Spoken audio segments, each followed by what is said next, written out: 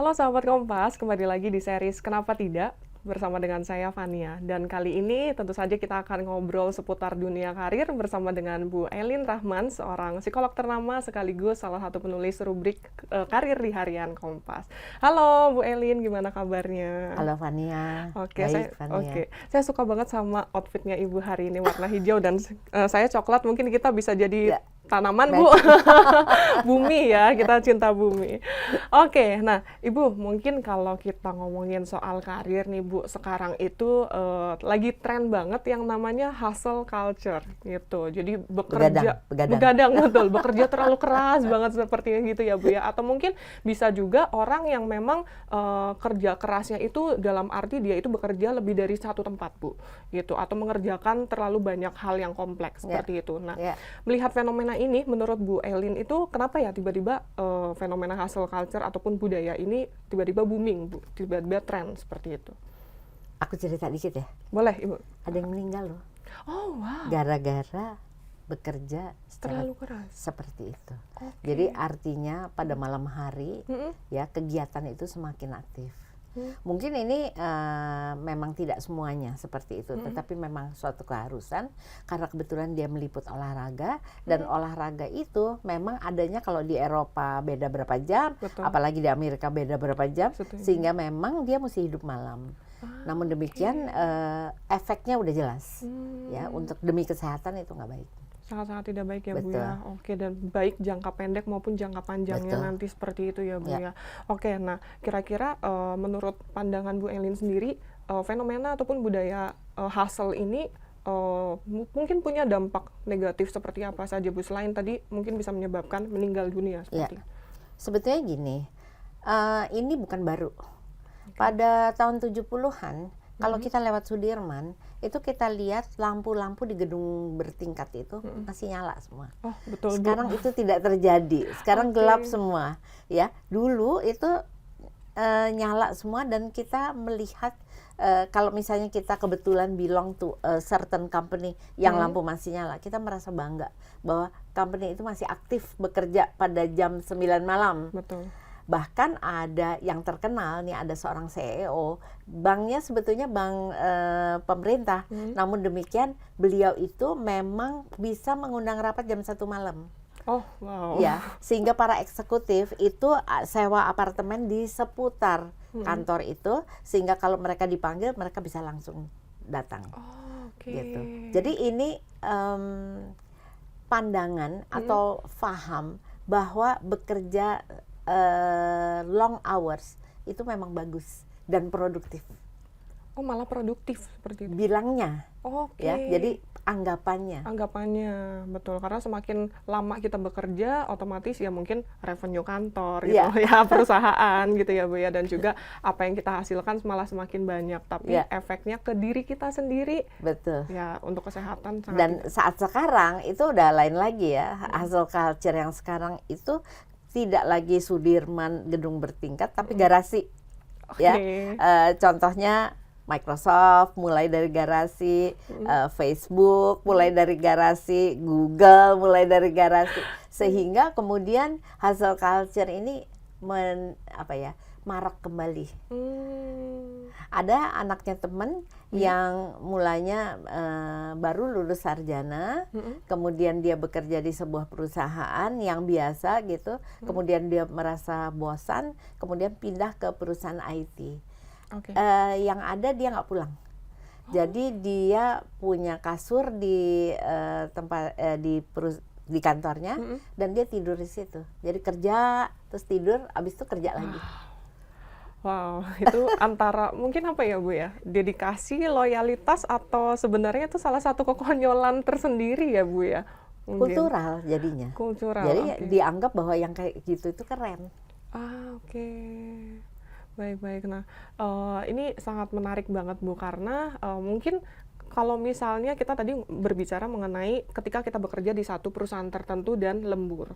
Tapi bagaimana kalau misalnya, apalagi para Gen Z sekarang, Bu, jujur saya pun juga salah satunya ya Bu ya, setelah pulang kantor ada aja kegiatan ataupun pekerjaan sampingan lainnya gitu. Dan itu juga pada akhirnya sampai malam, Bu. Kalau tadi Microsoft dan lain sebagainya di garasi, kalau saya di kamar sendiri, Bu, gitu, atau di rumah sendiri gitu ya, punya studio mungkin dan lain sebagainya. Bahkan ada yang live di media sosial untuk jualan dan lain sebagainya, seperti itu ya. Nah, mungkin kalau menurut Bu Elin dengan fenomena seperti ini, kita harus mengambil kebijakan ataupun sikap bijak yang seperti apa ya, Bu? Manajemen waktu sih. Manajemen waktu. Hustle culture ini ditandai oleh ketidakteraturan. Oke. Jadi kita sama sekali tidak bikin jadwal. Jadi kalau misalnya Fania memang mau begitu, ya bisa bikin jadwal lah. Pulang tepat waktu, misalnya mengerjakan pekerjaan dengan baik. Habis itu jam 6 sampai jam 9, ya mengerjakan apa yang Fania suka.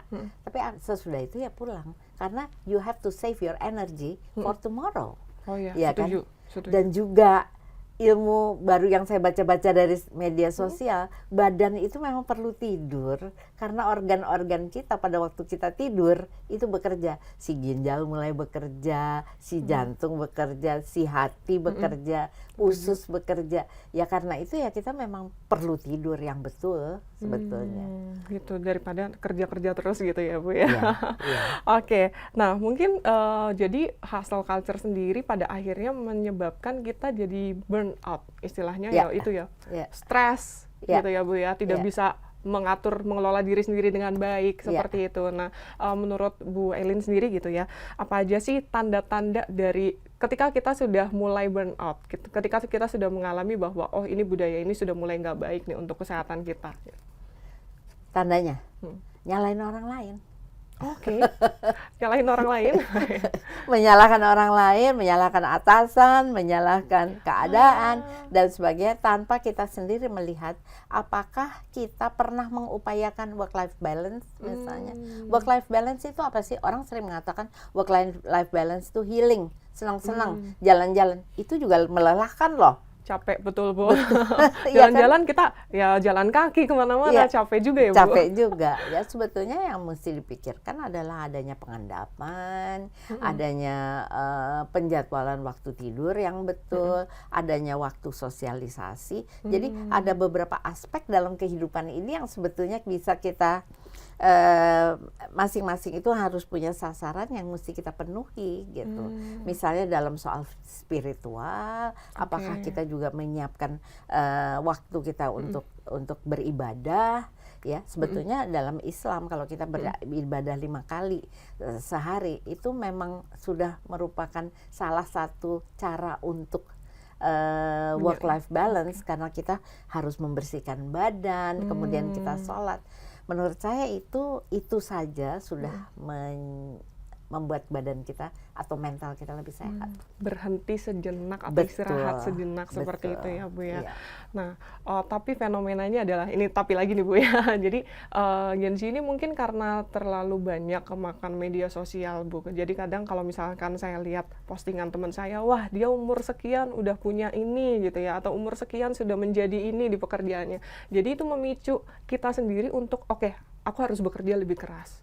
Gitu. Nah, kira-kira menurut Bu Elin ada nggak ya mindset apa yang harus kita tanamkan untuk bisa menghindari ya burnout tadi ataupun hustle culture yang tidak baik seperti itu, Bu?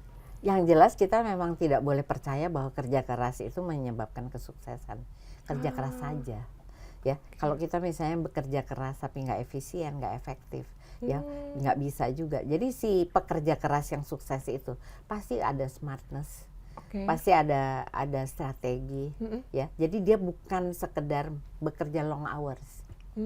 Bekerja long hours tanpa strategi, ya bikin kita sakit. Itu sih jelas. Bekerja keras dan cerdas itu juga penting ya, Bu ya. Jadi nggak hanya kerasnya aja, tapi cerdasnya juga jangan ditinggalkan gitu ya, Bu. Sebetulnya long hours itu kenapa tidak sih? Ya, buat saya dalam hidup saya kerja 18 jam, kerja 20 jam itu buat saya normal.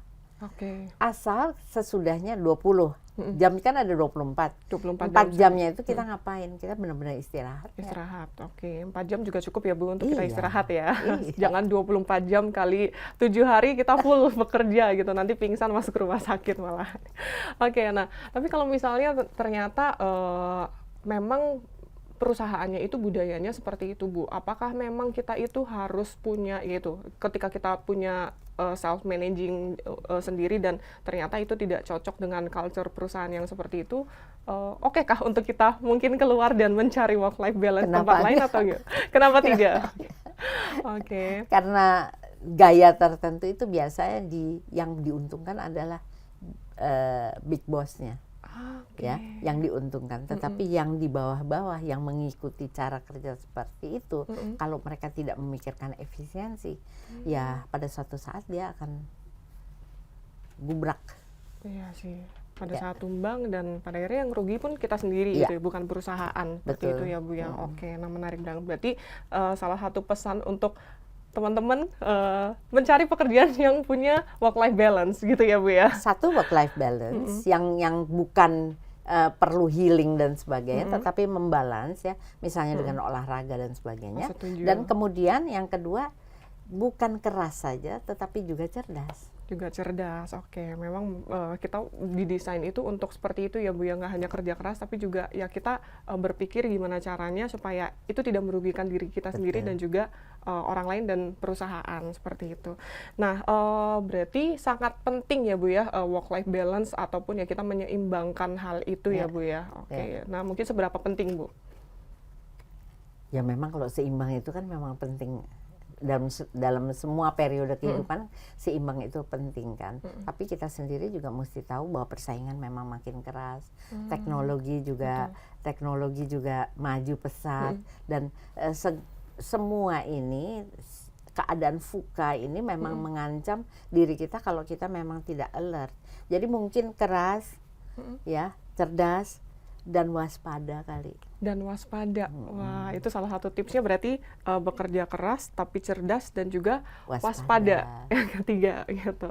Oke, nah satu lagi Bu, mungkin terakhir dari saya mengenai hustle culture ini gitu ya Bu ya. Mungkin dari Bu Elin sendiri ada pesan nggak ya untuk para Gen Z di luar sana yang masih punya ataupun melakukan hustle culture ini Bu? Jaga kesehatan. Jaga kesehatan. Sebab pengalaman saya dengan anak sampai meninggal karena waktu yang dia pakai itu memang terlalu tidak sehat ya. Itu memang bisa menyebabkan sakit yang serius. Jadi kita pun perlu untuk menyayangi diri kita sendiri melalui ya tadi work life balance seperti itu ya Bu ya. Oke, menarik banget nih Bu.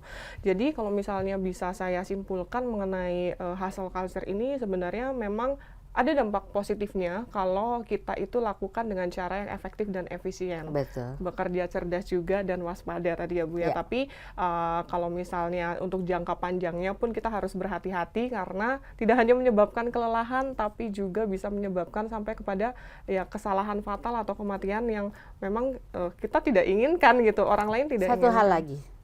Pilih makanan dan minuman yang sehat. Sebab biasanya mereka akan makan chips, makan soft drink, dan lain-lain. Ya, setuju Bu. Biasanya kan kita sambil kerja makanin apa aja yang ada di meja atau sekitar kita tanpa kita tahu kandungan gizinya dan lain sebagainya dan untuk jangka panjangnya seperti itu ya Bu ya. Oke, menarik banget Bu untuk pembahasan hustle culture ini dan mungkin ada banyak sekali pesan yang saya terima sebagai Gen Z maupun mungkin juga untuk teman-teman Gen Z lainnya ya Bu ya bahwa ya kita harus bijak untuk menyikapi budaya hustle ini seperti itu. Oke. Nah, itu teman-teman. Jadi selain kita harus bekerja keras, tapi kita juga harus bekerja cerdas, waspada, dan juga sayangi diri kita sendiri dengan cara work-life balance seperti itu. Oke, nah demikian untuk series Kenapa Tidak kali ini. Semoga apa yang sudah didiskusikan oleh saya dan juga Bu Elin bisa menjadi insight dan mencerahkan sahabat Kompas semuanya.